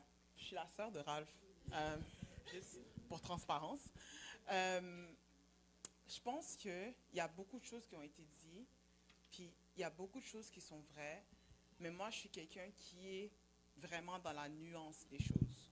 Parce que les choses ne sont jamais noires ou blancs, c'est très souvent gris, puis on doit se retrouver un peu dans la nuance de comme qu'est-ce qui se passe, puis qu'est-ce qui se fait. Je pense que qu'est-ce que mon frère essaie de dire, c'est que le mot cancel, on pourrait s'asseoir puis dire qu'est-ce que ça veut dire, genre. Parce que les gens vont dire, tu te fais cancel si tu te fais drag. L'Internet, c'est un nouveau phénomène. C'est gros, ça devient de plus en plus gros. Puis tu peux dire quelque chose, tu peux dire, j'ai mangé de la céréale ce matin, puis tu te fais cancel pour XY parce que c'était pas la céréale que tu devais manger. Comme, il y a beaucoup d'affaires qui se passent, puis il y a beaucoup d'affaires qu'on apprend parce que l'Internet grossit, parce que l'Internet est gros. Mais je trouve qu'il y a beaucoup de langage qui est utilisé comme cancel. Si je reviens sur J.K. Rowling qui est cancel, moi, tu peux me cancel toute la journée. Si j'ai des trillions de dollars dans ma banque, dans mon bank account, je m'en fous un peu de je ne peux pas parler ou je peux parler parce que j'ai l'argent, j'ai le poids qui est nécessaire. Moi, j'ai un podcast qui s'appelle Woke or Whatever qui a commencé en 2019, puis on parle justement des problèmes raciaux, puis justement que c'est basé à Montréal parce qu'il n'y a pas beaucoup de discussions sur la race qui est basée sur nos expériences montréalaises, qui est basée sur nos expériences canadiennes. C'est très américain, puis je trouve que c'est problématique parce qu'on regarde ce que les Américains font, mais on n'a pas la même histoire, on n'a pas le même vécu, c'est pas pareil, genre. Et je trouve que le mot woke a été instrumentalisé pour faire peur aux gens, pour dire comme le wokisme c'est, alors que de base, woke, c'est quelque chose qui se disait en 2010 par les Afro-Américains qui disaient « stay woke ». C'est quelque chose qui voulait dire « faites attention à les discriminations raciales. C'est ça le woke. Stay woke, ça veut dire attention aux discriminations raciales, ça arrive, ça arrive, puis là, c'est devenu quelque chose d'autre, puis là, maintenant, c'est le wokisme, puis là, c'est comme le mouvement, mais si tu regardes l'histoire, chaque 10, 20 années, il y a toujours des mouvements de masse. C'était les années 60-70, c'était pro-racial, pro-gay, pro-ci, pro-ça. Puis c'est comme, l'histoire se répète. C'est pas quelque chose de nouveau, c'est pas quelque chose qui s'est jamais passé.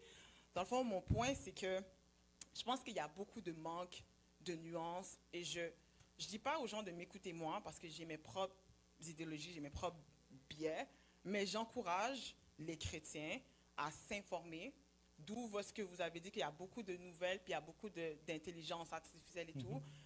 Mais je trouve qu'il y a une différence entre une nouvelle ou quelque chose qui est sensationnalisé. Je suis contente que vous ayez parlé de la prière, parce que l'idée qu'on ne peut plus prier en public, c'est très ciblé. C'est très ciblé pour les personnes qui sont musulmanes.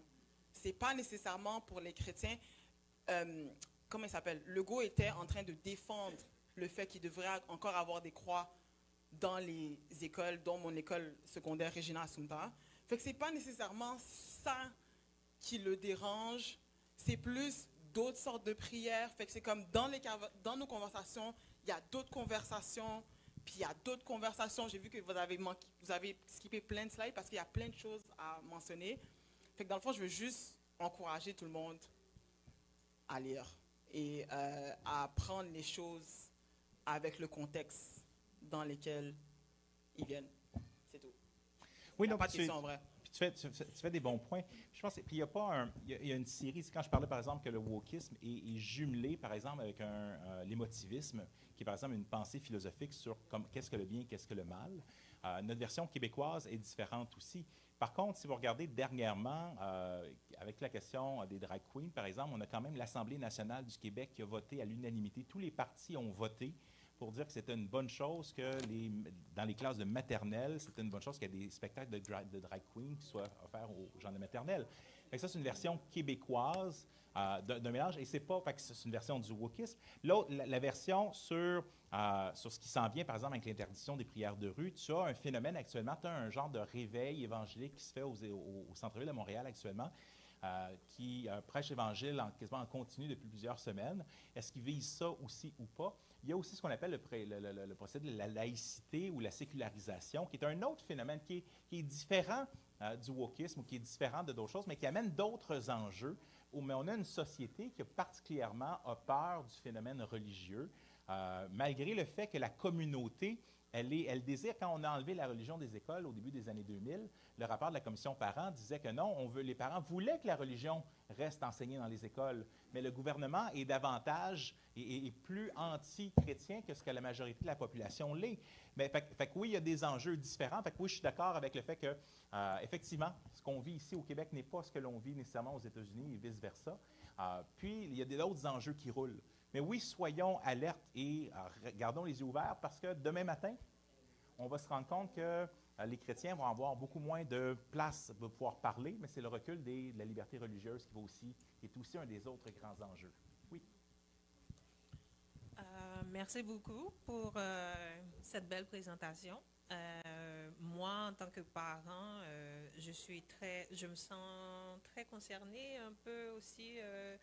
Je me suis demandé, est-ce que en tant que parent et en tant que chrétienne, je suis prête vraiment à adapter l'éducation chrétienne que je dois donner à mon fils par rapport à ce qui est en train de se passer vraiment dans le monde, parce que ce soit vrai ou pas, ou bien que ce soit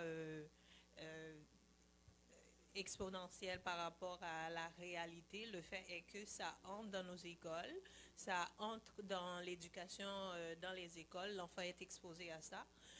Donc, ma question à moi, c'est, nous, de notre côté en tant que chrétiens, est-ce qu'on est aussi prêt, ou bien qu'est-ce qu'on fait pour contrecarrer ces mouvements-là, pour que nous, nos enfants, soient prêts à contrecarrer ces courants-là dans les écoles. Ce que j'entends par là, on sait bien, dans la Bible, il est dit instruis l'enfant selon la voie qu'il doit suivre, et quand il deviendra vieux, il ne s'en détournera pas. Donc, ça commence très jeune dans les écoles, que ce soit dans les garderies ou quoi. Non. De notre côté, est-ce qu'il y a des documents qui sont adaptés par rapport à ces évolutions pour aider les parents à être à jour, par rapport à comment éduquer sur le plan spirituel les enfants pour contrecarrer ces courants-là dans les écoles? Est-ce qu'il y a des documents qui sont écrits là-dessus par rapport à ces différents mouvements? Est-ce qu'il y a des orientations qui sont données? Par exemple, nous avons les écoles du dimanche, l'église des enfants pour les enfants. Est-ce que il y a des documents qui sont adaptés, ou bien est-ce qu'on y travaille là-dessus pour que les parents aussi puissent avoir des outils pour être prêts à ces genres de courants dans les écoles? C'est ça ma question. Écoutez, une bonne question. Une première chose, je vous ai parler avec vos jeunes. C'est la première ligne de défense. Pourquoi? Si vous pensez que vos jeunes n'ont pas encore, s'ils sont au primaire et qui n'ont pas déjà été faire face à ces questions-là, pensez encore, parce qu'ils ont probablement déjà été à plusieurs reprises mis devant ces questions-là. Des fois, on a des questions tabous, on se trouve mal à l'aise de parler de questions de sexualité ou autre avec les jeunes. Il faut passer par-dessus ce mal à l'aise-là, ce tabou-là, parce que les gens parlent avec nos jeunes de ces questions-là. Puis ils en parlent de façon beaucoup plus ouverte que qu'est-ce que les générations plus âgées sont prêts à faire. Fait que ça, c'est une chose.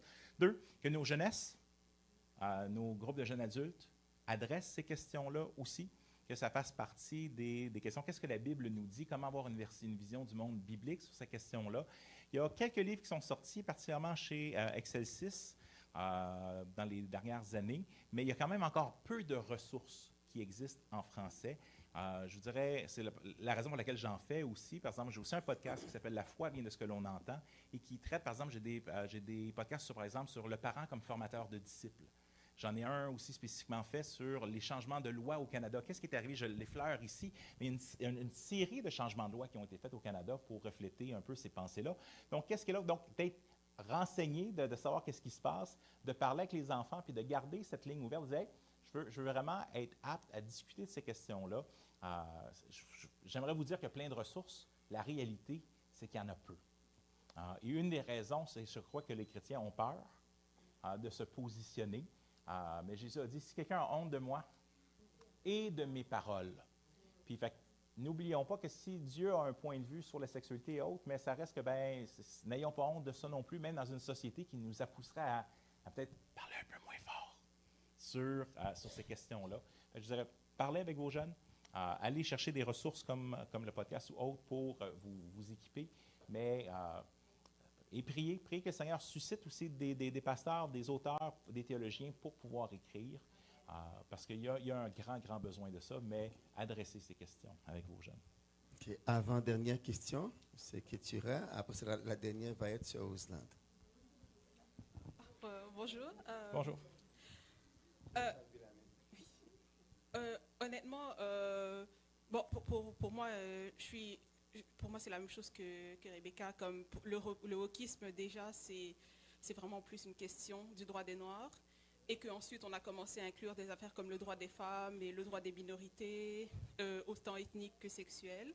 Donc, selon moi, quand quelqu'un devrait adresser cette conversation, il devrait parler de ça d'abord, plutôt que d'aller directement dans les minorités sexuelles, parce que, selon moi, c'est un peu low-hanging fruit. Je ne sais pas si tout le monde comprend, mais c'est pour dire que c'est l'affaire la plus facile à rattraper pour dire, ouais, ça, c'est vraiment un truc qui mélange les gens. Fait que ça, c'est le truc que tout le monde va être d'accord avec moi, pour dire, OK, ça, c'est pas ça. Et ensuite, ça fait en sorte que maintenant, tout le wokisme a l'air d'être ça, alors que c'est vraiment pas ça.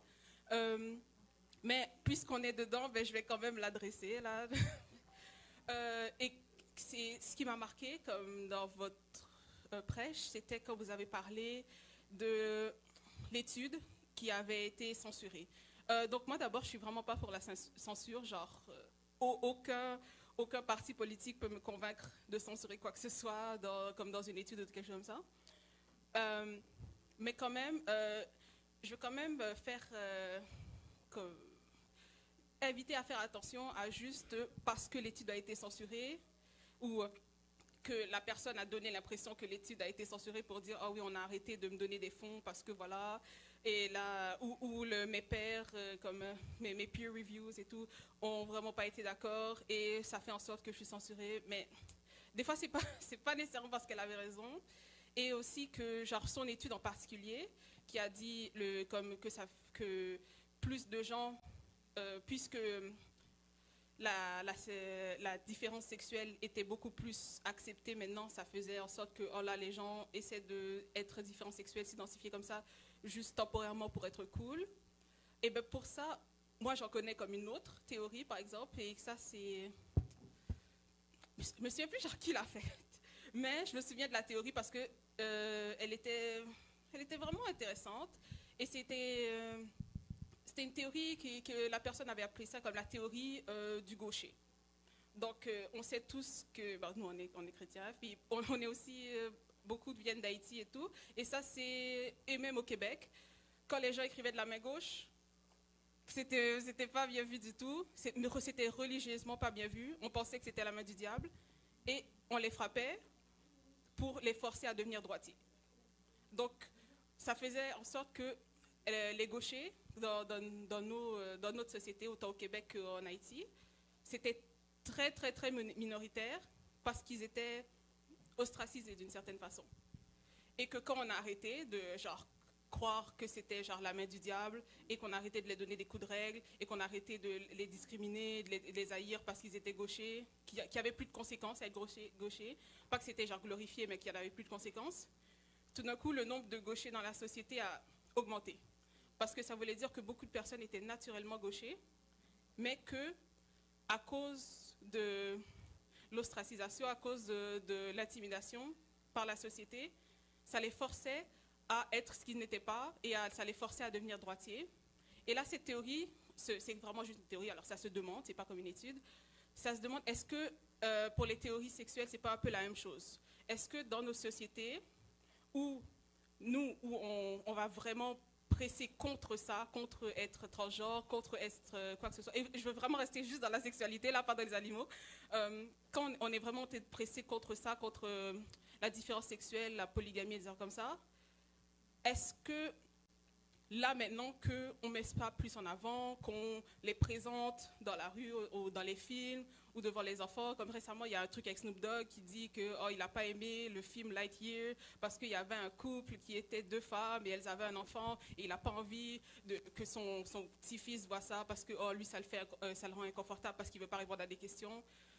Est-ce que le fait de cacher ça, de ne pas montrer ça aux gens, est-ce que c'est ça qui a fait en sorte plutôt que c'était tellement minoritaire et que maintenant que là on le cache plus, là qu'on le voit, et qu'on n'est pas en train de le pousser sur les gens.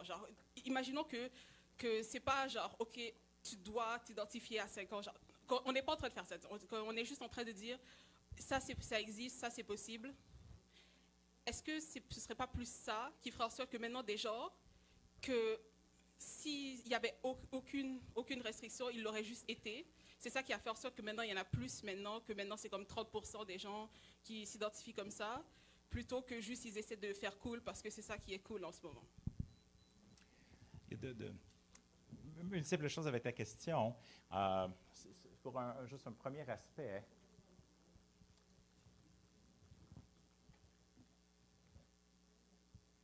tu as un livre qui s'appelle « Is Everybody Really Equal ?»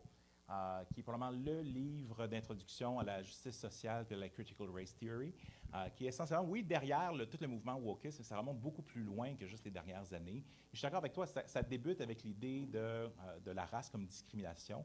Et avant, la Critical Race Theory va arriver avec l'idée que, dans le fond, non simplement les sociétés sont racistes en général, mais que ce qu'on appelle la fameuse idée de racisme systémique, dans le fond, c'est qu'on doit démanteler non simplement il faut enlever le racisme, mais il faut enlever la société qui rend un racisme systémique possible.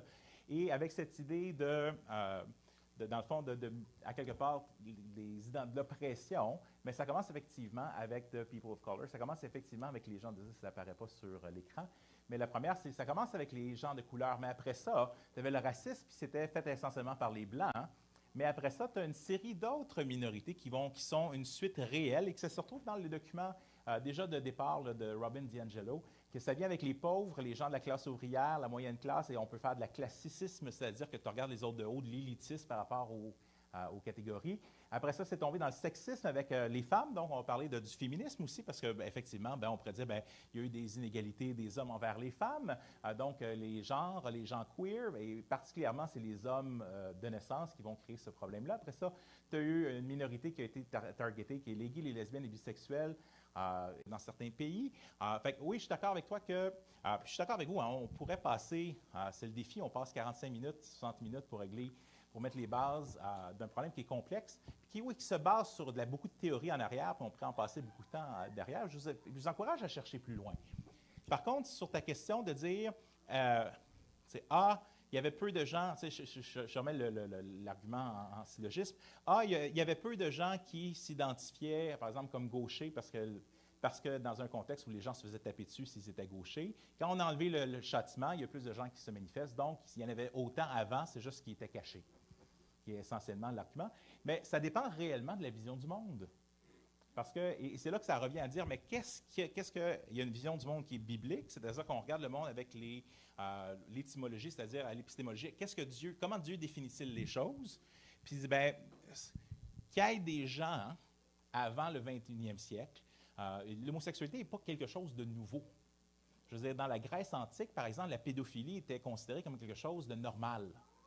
Mais quand l'apôtre Paul adresse ces questions-là sont déjà là. Fait que ce n'est pas quelque chose de nouveau. Il y a une histoire qui se répète, il y a des cycles, mais la réalité, c'est que beaucoup de ces... même chose, le travestisme est 3000 ans dans l'Ancien Testament. On va voir que Dieu a un avis là-dessus. Donc, ces choses-là ne sont pas des nouvelles choses. On a des nouvelles itérations mais ce n'est pas parce qu'il y a une présence plus marquante ou pas que ça change si c'est bon ou pas. Puis deux, pour reprendre juste je vais prendre l'exemple de l'article que j'ai cité, qui a été censuré. En fait, peer review, ça a été ses pairs, les scientifiques pairs avaient donné un étanque d'approbation, que l'article avait des bases scientifiques solides. Et le fait, c'est pas qu'il y avait une seule... Et la proportion, c'est qu'on parle non simplement pas des gens qui s'identifient, comme par exemple dans le spectrum LGBTQ, mais spécifiquement sur la dysphorie de genre chez les jeunes filles de 16 ans. Et c'est là qu'il y avait vraiment un décalage immense entre les données scientifiques probantes qu'il y avait auparavant et là. Et elle ne faisait qu'ouvrir la discussion. C'est-à-dire, pourrait-il y avoir un phénomène de contagion sociale? Et juste le fait d'ouvrir cette question, et c'est ça qui est problématique, c'est qu'on arrive à un moment donné où la science elle-même ne peut pas poser certaines questions aujourd'hui. Et oui, est-ce qu'il y a un retour de balancier? Je l'espère, qu'on va pouvoir réouvrir certaines de ces questions-là, mais il y a quand même le fait que... le fait de pouvoir poser des questions, le fait de pouvoir aller de l'avant en donnant qu'il y a des points de vue différents. Je suis d'accord avec toi, je me battrais pour que l'autre puisse dire le contraire de ce que je pense. Parce que le principe de liberté d'expression est un principe fondamental pour pouvoir réfléchir et discuter. Si j'espère aussi qu'au travers de ce que je vous ai dit, vous savez, on passe vite, mais ce que je dis, il y a beaucoup de choses dans le wokisme qui est une bonne chose. Je pense que ce point de vue est déjà un point de vue nuancé, dans ce sens où c'est réveillons-nous aux injustices qu'il y a. Ça, je pense que trouvons ce terrain d'entente. Puis après ça, mais oui, quand on arrive après ça, on va s'entendre sur la race. Le Nouveau Testament, puis on aurait pu jaser longtemps, répond à cette question. Il y avait les Juifs, les non-Juifs, puis c'est un des grands problèmes dans le Nouveau Testament. La Bible nous donne déjà des pistes sur comment régler la dynamique entre diverses nations au sein d'une Église, puis au sein d'Églises plus universelles. Puis, mais ce qui déclenche ou qui fait le plus grand clash, oui, c'est la question de sexualité. Pourquoi? Parce que sur l'aspect de la race, aujourd'hui, essentiellement, woke ou pas, il y a pas mal un avis global de dire oui, c'est des injustices qu'on doit dénoncer, mettre de côté, puis réussir à mettre ça derrière nous. Et ça arrive l'autre d'après, qui nous disent parce qu'on doit enlever cette injustice par rapport à la race, on devrait aussi enlever toute la série d'injustices et donc de ne pas remettre en question les gens qui ont d'autres positions. Puis ça revient, non, mais là, on arrive à une vision du monde différente. Mais si on vient de rien, bien, effectivement, tu peux décider comme tu veux, mais si Dieu est là, puis si Dieu a un avis, puis si on sait bien, à ce moment-là, on va avoir l'avis de Dieu. Je suis bien content de voir l'attitude de l'Assemblée, parce que si on regarde l'horloge de l'Église, il est déjà passé 1h30. Oui, merci. Je vais devoir d'ailleurs Il est filer déjà parce que passé j'ai une mon heure et église cet demie. après-midi aussi. Alors, mais merci. il reste seulement 2 questions. Non, je vais vraiment Non, il y a Sœur Rose qui avait levé sa main. Pasteur Donc, Élisée, je vais je passer. suis désolé, il va vraiment faire le diable. J'ai moi-même mon église cet après-midi. Bon. Puis je vais devoir être en retard sinon. Voilà, Mais, donc. je vous dirais, n'hésitez pas à envoyer vos questions à Pasteur Élisée. Ma question, c'est parce que une dernière phrase que vous avez dit, mais on vous remercie pour votre présentation. On doit partir à 1h30. Parce que vous avez dit, est-ce que les chrétiens devraient se positionner? C'est ça qui m'a interpellée. Moi, je travaille avec le public et vous voyez le choc des générations entre nous et les jeunes. Eux autres, ils sont déjà là-dedans, ils nuancent, mais nous, on voit vraiment le noir puis le blanc. Et on le vit. Donc, moi, quand j'appelle quelqu'un ou quelqu'un m'appelle, je ne sais pas si je vais appeler monsieur ou madame ou X. Même dans nos systèmes, ils ont laissé une autre case pour quelque chose. Puis, il y a les citoyens souverains qui sont ajoutés. Donc, moi, j'ai beaucoup de problèmes à parler aux gens. Et je dois respecter la personne. Mais comme chrétien, moi, j'ai un travail à faire. Puis, dans mon travail, on me dit, vous ne dites pas madame, vous ne dites pas monsieur, si la personne ne veut pas que vous l'appelez madame ou monsieur. Mais nous, dans notre culture haïtienne, on appelle les gens madame, monsieur. On ne connaît pas. Mais comme chrétien, est-ce que je dois m'opposer à mes supérieurs? Non, je parle à un monsieur, parce que quelqu'un m'a déjà dit, qui vous dit que je suis un monsieur? Et c'est une madame. Donc, c'était un monsieur clairement qui me parlait, me dit, qui vous dit que je suis un monsieur? Donc, on est là-dedans, on vit là-dedans. Oui, les jeunes peuvent nuancer, mais moi, je le vis. Comment, comme chrétien, je peux répondre à ça? Soit je perds mon travail ou je fais quoi? La marque de la bête. Ouais. Écoutez, encore une fois, c'est une question qui demanderait une plus longue discussion.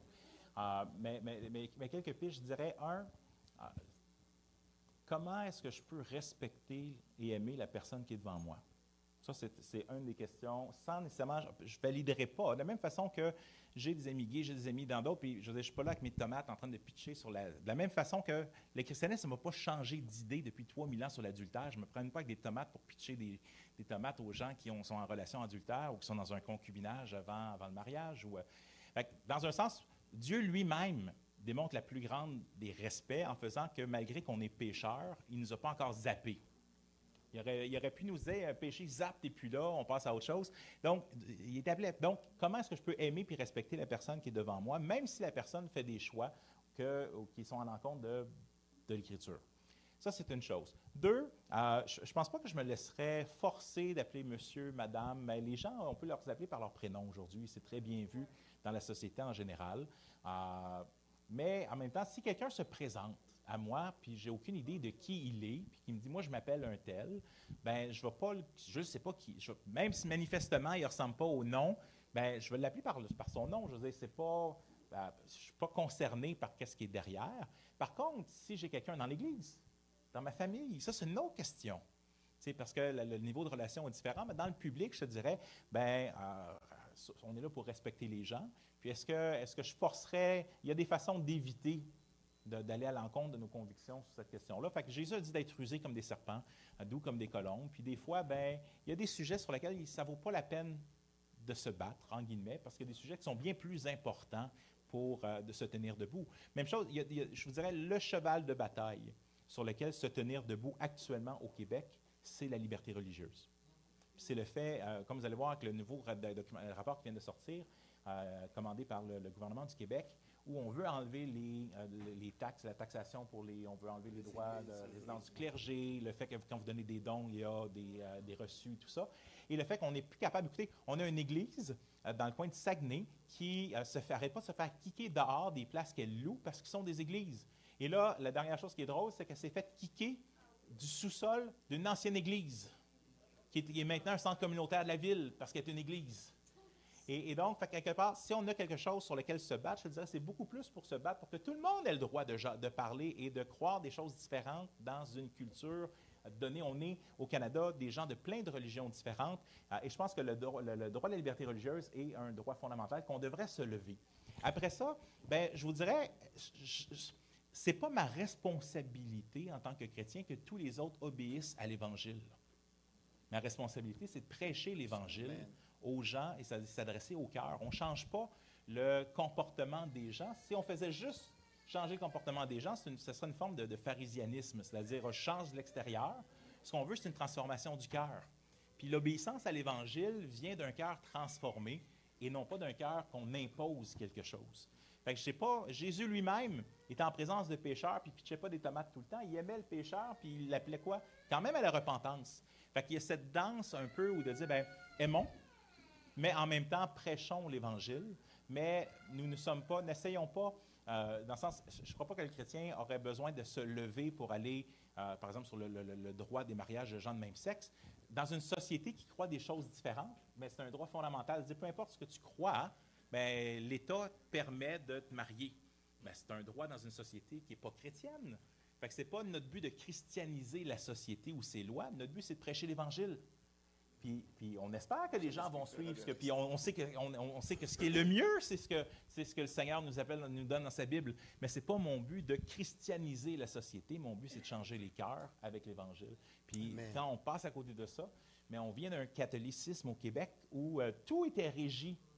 Puis on a imposé à des gens qui n'étaient pas croyants, essentiellement, une lourde vision de la moralité. Mais c'est un échec à toutes les fois que ça a été fait dans l'histoire. On a besoin de transformer les cœurs et non pas de l'imposer. Puis je vais vraiment malheureusement devoir partir parce que sinon je vais Donc, s'il y a encore de l'autre d'autres côté. questions, vous pouvez me les envoyer et puis moi-même, je les ferai parvenir à pasteur Morin. Si vous inscrivez aussi votre courriel, eh bien, il pourra vous répondre directement selon votre courriel. Je vous laisse un peu, si vous voulez, il y a les signets des podcasts ici, si vous voulez jeter un coup d'œil là-dessus. Et je vous laisse, pasteur Élisée, aussi. On fait une conférence, c'est la dernière slide, je ne sais pas si tu peux l'avancer jusqu'à la dernière slide, mais on fait une conférence à Montréal qui s'appelle « Une fois des questions » avec la Bible sérieusement. On adresse les questions les plus... on est un panel de 6 experts que les gens, on adresse les questions les plus souvent posées contre la Bible. C'est le 20 septembre. Puis, je suis prêt à...